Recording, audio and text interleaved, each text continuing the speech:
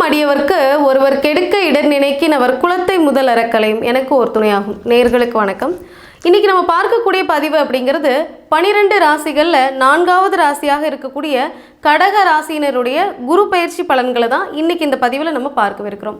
அதை பொறுத்து கடந்த ஆண்டு குரு பயிற்சி அப்படிங்கிறது இந்த கடக ராசினருக்கு எந்த பாவகத்தில் பயிற்சி ஆயிருந்திருக்கும் அப்படிங்கிறதையும், அந்த பாவகத்திலிருந்து என்னென்ன மாதிரியான பலன்களை கொடுத்துருக்கும் அப்படிங்கிறதையும், இந்த ஆண்டு குரு பயிற்சி அப்படிங்கிறது எந்த பாவகத்துக்கு பயிற்சி ஆகுது, அது இந்த கடக ராசிக்கு என்ன மாதிரியான நற்பலன்களையும் பாதிப்புகளையும் தரவிருக்குது அப்படிங்கிறதையும், அதிலிருந்து வெளிவருவதற்கான சில நல்ல வழிபாட்டு முறைகளையும் கூட இன்னைக்கு இந்த பதிவில் நம்ம பார்க்கவிருக்கிறோம்.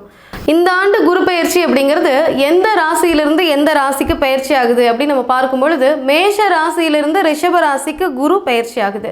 இந்த குரு பயிற்சி அப்படிங்கிறது இந்த கடக ராசிக்கு என்ன மாதிரியான பாவகம் அப்படின்னு நம்ம பார்க்கணும். கடந்த ஆண்டு குரு பயிற்சி அப்படிங்கிறது மேஷ ராசியில் இருக்கும் பொழுது, கடந்த குரு பயிற்சியாக இருக்கக்கூடியது கடக ராசிக்கு கர்மஸ்தானம் அப்படின்னு சொல்லக்கூடிய 10ஆம் பாவகம். இந்த கர்மஸ்தானம் அப்படின்னு சொல்லக்கூடிய அந்த 10ஆம் பாவகம் தான் தொழில் அப்படின்ற ஸ்தானத்தையும் நமக்கு குறிக்குது. அப்போ கடந்த குரு பயிற்சி அப்படிங்கிறது 10ஆம் பாவகம் அப்படின்னு சொல்லக்கூடிய கர்மஸ்தானம், தொழில் ஸ்தானம்.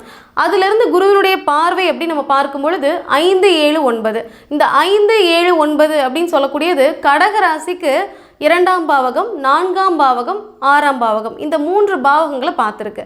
அப்போ 2ஆம் பாவகம் அப்படின்னு சொல்லக்கூடியது தனம், குடும்பம், வாக்கு அப்படின்னு சொல்லக்கூடிய அந்த பாவகம். 4ஆம் பாவகம் அப்படின்னு சொல்லக்கூடியது சுகஸ்தானம். 6ஆம் பாவகம் அப்படின்னு சொல்லக்கூடியது ரண, ருண, ரோக, சத்ருஸ்தானம். இந்த 3 பாவகங்களையும் பார்த்துருக்கு. அப்போது கடகராசிக்கு அஷ்டம சனியினுடைய காலமாக இருந்தாலும் கூட குருவினுடைய பார்வை அப்படிங்கிறது 10ஆம் பாவகத்திலும் இருந்து அதே போல் 2, 4, 6ஆக இருக்கக்கூடிய ஒரு அமைப்பு. அப்போது தனம், குடும்பம், வாக்குன்னு சொல்லக்கூடிய அந்த வருமானம், சொன்ன வாக்கை காப்பாற்றக்கூடிய ஒரு அமைப்பு அப்படிங்கிறது. அதே போல் 4ஆம் பாவகம் சொல்லக்கூடியது சொத்துக்கள், வண்டி வாகனங்களை குறிக்கக்கூடிய ஒரு அமைப்பு. தாயாரை குறிக்கக்கூடியதும் அதே 4ஆம் பாவகம் தான். அப்போ வேலை வாய்ப்பு, அதே போல நோய், கடன், வம்பு வழக்குகளையும் குறிக்கக்கூடியது அப்படிங்கிறதெல்லாம் 6ஆம் பாவகம். இந்த பாவகங்களை குரு பார்த்திருக்கு அப்படிங்கிறப்ப இதில் ஒரு நல்ல மாற்றங்களையும் முன்னேற்றங்களையும் கண்டிப்பாக கடகராசினருக்கு கடந்த ஆண்டு அப்படிங்கிறதுல கொடுத்துருக்கோம். அதே போல தொழில் செய்யக்கூடிய கடகராசினருக்கு நல்ல ஒரு மாற்றங்களையும் கொடுத்துருக்கோம் அப்படின்னே சொல்லலாம். இதில் சில கடகராசினருக்கு மட்டும் திசாம்புத்தியின் அடிப்படையில் பார்க்கும் பொழுது சில பாதிப்புகள் அப்படிங்கிறதும் மாற்றங்கள் அப்படிங்கிறதும் கண்டிப்பாக இருந்திருக்கும். இந்த ஆண்டு குரு பயிற்சி அப்படிங்கிறது மேஷ ராசியிலிருந்து ரிஷப ராசிக்கு பயிற்சி ஆகுது. அப்போ இந்த ரிஷப ராசி அப்படிங்கிறது கடக ராசிக்கு 11வது பாவகம் அப்படின்னு சொல்லக்கூடிய லாபஸ்தானம். அப்போ இந்த லாபஸ்தானத்திலிருந்து குரு தன்னுடைய 5, 7, 9ஆம் பார்வையாக எந்தெந்த பாவகங்களை கடக ராசிக்கு பார்க்குது அப்படின்னு நம்ம பார்க்கும் பொழுது, 5ஆம் பார்வை அப்படின்னு சொல்லக்கூடியது கடகராசியினுடைய 3ஆம் பாவகம். 7ஆம் பார்வை அப்படின்னு சொல்லக்கூடியது கடகராசியினுடைய 5வது பாவகம். அதே போல் 9ஆம் பாவகம் அப்படின்னு சொல்லக்கூடியது கடகராசியினுடைய 7ஆம் பாவகம்.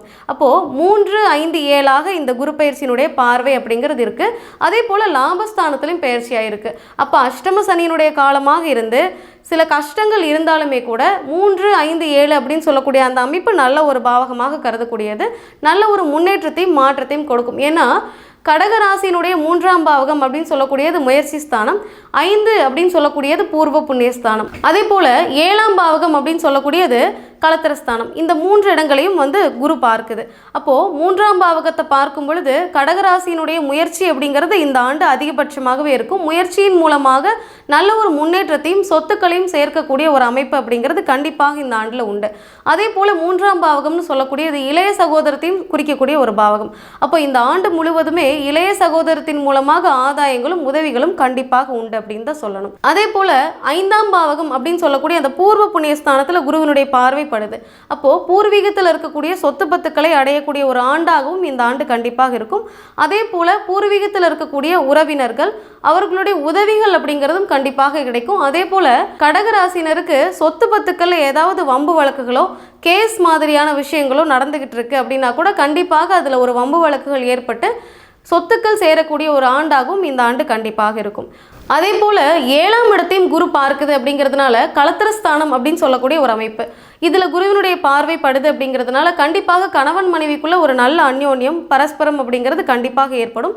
அதே போல் அவர்களுக்கு நல்ல ஒரு முன்னேற்றம் அப்படிங்கிறதும் ஏற்படக்கூடிய ஒரு ஆண்டாக இந்த ஆண்டு கண்டிப்பாக அமையும். அதே போல் களத்திரஸ்தானம் சொல்கிற மாதிரி 7ஆம் பாவகம் பார்ட்னர்ஷிப் சம்மந்தப்பட்ட தொழில்களையும் குறிக்கக்கூடிய ஒரு அமைப்பு. அப்போ தொழிலில் இருக்கக்கூடிய பார்ட்னர்ஷிப்பில் நல்ல ஒரு முன்னேற்றம், வருமானம் அப்படிங்கிறதும் நல்ல ஒரு அண்டர்ஸ்டாண்டிங் அப்படிங்கிறதும் கண்டிப்பாக இந்த ஆண்டில் கிடைக்கும் அப்படின்னே சொல்லலாம். இப்போது இந்த ஆண்டு குரு பெயர்ச்சி அப்படிங்கிறது கடக ராசிக்கு 3ஆம் பாவகம், 5ஆம் பாவகம், 7ஆம் பாவகம் அப்படின்னு சொல்லக்கூடிய நல்ல ஒரு அமைப்பில் தான் பெயர்ச்சி இருக்குது. அப்படிங்கிறதுனால நல்ல ஒரு முன்னேற்றத்தையும் வாய்ப்புகளையும் கண்டிப்பாக இந்த ஆண்டு குரு பெயர்ச்சி அப்படிங்கிறது தேடித்தரும்.